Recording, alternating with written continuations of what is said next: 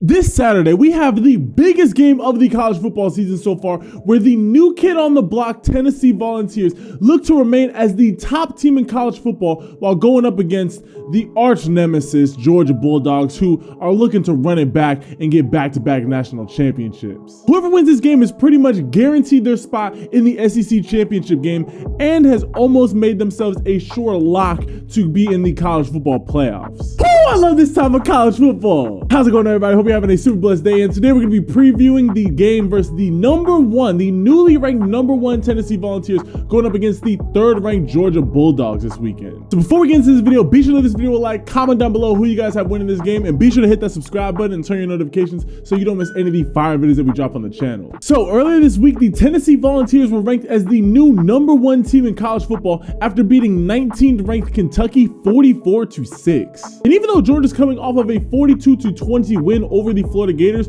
Georgia dropped down from the number one team in the country to the third best team in the country. Now, personally, do I agree with how the committee ranked all these college football teams? No. However, when you do look at Tennessee's rankings, it is very hard for them not to be in the number one or number two slot. It's just that none of these teams have lost, so you're pretty much just figuring out who had the most impressive wins. Personally, I would have kept Georgia as the number one team. I would have dropped Ohio State to the third best team, and then I would have put Tennessee at number two, simply because Ohio State just hasn't played enough quality competition to justify being that high up when you got a team like Tennessee who's literally played 3 to 4 top 25 teams already and won pretty soundly in each of those games. So this is your classic immovable object going up against an unstoppable force. Tennessee's offense has looked to be nothing but pure explosion. They can move the ball with quickness, efficiency, and it's all being led by that man Hendon, who looks to be the front runner to win the Heisman Trophy. And the Tennessee Volunteers offense is putting up numbers very similar to the 2019 LSU Tigers. However, this is going to be hands down the Tennessee Volunteers' toughest test, going up against the number one defense in the entire SEC and just one of the best pure defenses in all of college football in the Georgia Bulldogs, led by guys like Nolan Smith. The Georgia Bulldogs defense is exactly what it was last year. It might be even a little bit better this year. There's not necessarily that number one face of the defense guy like there was a couple of years ago, but Georgia's defense is still ridiculously elite. So personally, I believe that this game is going to be won and lost on the offensive side of the ball. Is Georgia going to be able to keep up with the Tennessee Volunteers offense? And is Tennessee going to be able to move the ball against Georgia's defense? Now, this game is going to be played at Georgia, which is a huge advantage to the Georgia Bulldogs. However, Tennessee is also getting a little bit of advantage in this game as well because their star receiver, Cedric Tillman, is coming back from a 4-game injury where he had an injury to his ankle. Now, Tennessee already had one of the scariest wide receiver duos in all of college football, being led by the ridiculously quick Jalen Hyatt, who has already 907 receiving yards and 14 touchdowns on the year.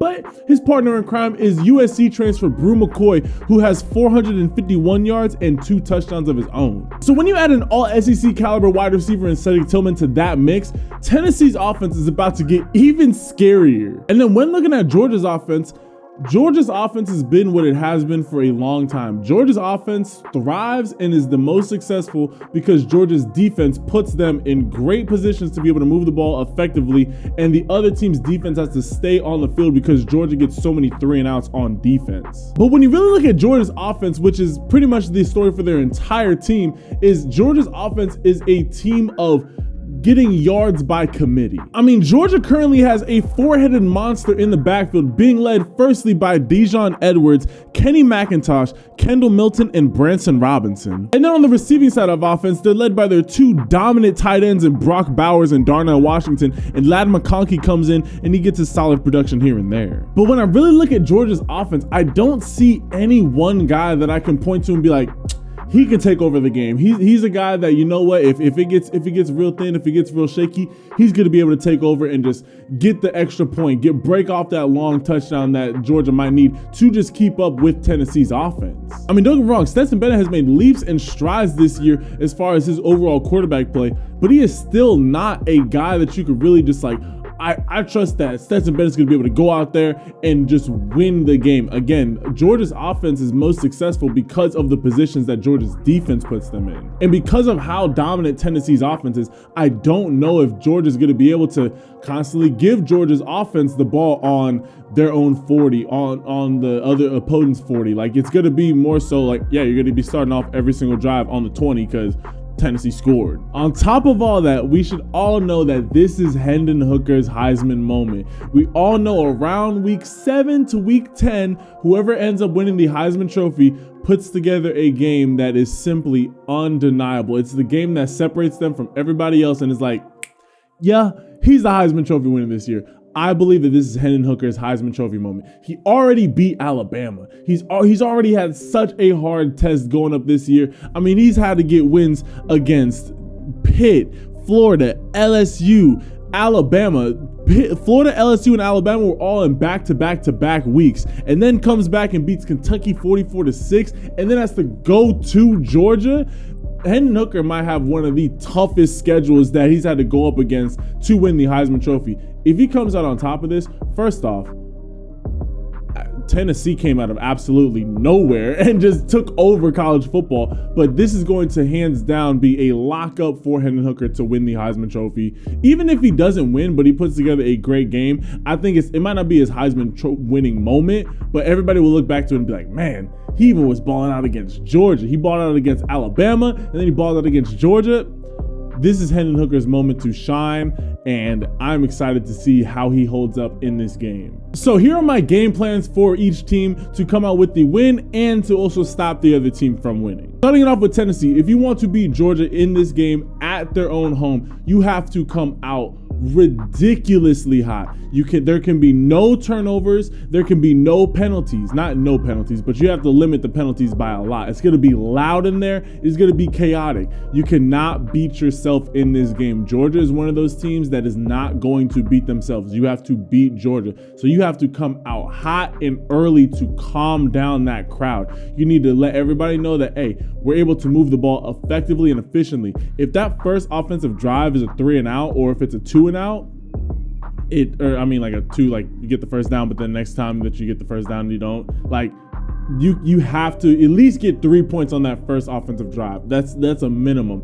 And you have to consistently be able to spread the ball around. There needs to be a great mix of being able to run the ball and being able to spread the ball out wide. And then I think Hendon Hooker's gonna need to have one of his better rushing performances in this game. Georgia's defense does a phenomenal job of being able to just blanket cover everything. The X factor is Hendon Hooker can really move. If he's able to have somewhere between 50 to 75 rushing yards in this game, I think it's going to be not a guarantee, but it's going to be a great sign that Tennessee's going to come out with the dub in this game. On top of that, Tennessee's defense needs to crowd the middle of the field. Stetson Bennett's two biggest targets are Brock Bowers and Darnell Washington, two guys who are going to be lining up at tight end. Sometimes Darnell Washington lines up out wide, which you're just going to have to hope and pray that you have corners big enough to be able to body those guys. But you need to crowd the middle of the field. You have to force Brock Bowers to either split out wide and play a true outside of the true slot or outside wide receiver, but you cannot let anything happen in the middle, because if you let the middle be free, all they're gonna do is just dot you down the middle, just going little streaks to the tight ends, and then they're gonna run the ball to their four-headed running back group. And you need to stop the running game. You need to the running game cannot get going. I would rather see Georgia's offense be on all cylinders because their passing game is on fire, not their running game. You need to stop Georgia's running game first and foremost, because if they're able to get the running game established, that means that they're going to be taking time off the clock, they're going to win the time of possession battle, and then when it comes down to it, they're going to be able to bleed out the clock. If they're up, they're going to be able to just keep on just breaking you down. 4-yard run, 4-yard run, 5-yard run, 4-yard run, 4-yard run, 5-yard run. You're going to just, all of a sudden you're going to look up and a whole quarter is going to be gone and you haven't touched the ball. You need to be able to stop the run. That is Tennessee's game plan. You need to crowd the middle and you need to stop the run on defense. And if I'm the Georgia Bulldogs, it is your time to show everybody that you are for real about doubling up and getting back-to-back national championships. Like I said, the Georgia fan base is going to be there. They're going to be turning up for this game. You need to make it a impossible place to communicate. It needs to be so loud in there that Hendon Hooker he's just constantly looking around, just being like, wait, what's the play call? I don't think he's going to get that flustered, but you need to cause havoc. You need to cause chaos as much as you can for Hendon Hooker in that offense. I'll be playing blanket coverages. Keep the top on Tennessee's offense. You cannot let them get these big shot plays. One, is going to take the air out of the stadium, and two, all of a sudden your offense is going to constantly be on the field and they're going to be getting tired. You need to put a blanket on that offense while also sending pressure at very key moments. I wouldn't just play pure prevent defense where I'm just like, okay, we're just trying to have a bomb. I'm like, no, play your quarters, play man in certain situations, but you need to be able to keep guys in front of you, and then every now and again just send an all-out blitz. You need to cause confusion and frustration for Hendon Hooker. You cannot let him consistently get to his first or his second read. You need to let him, or you need to force him to go through his entire progression, look to wide receiver 1, wide receiver 2, and make him check it down to his running back and then collapse on the running back.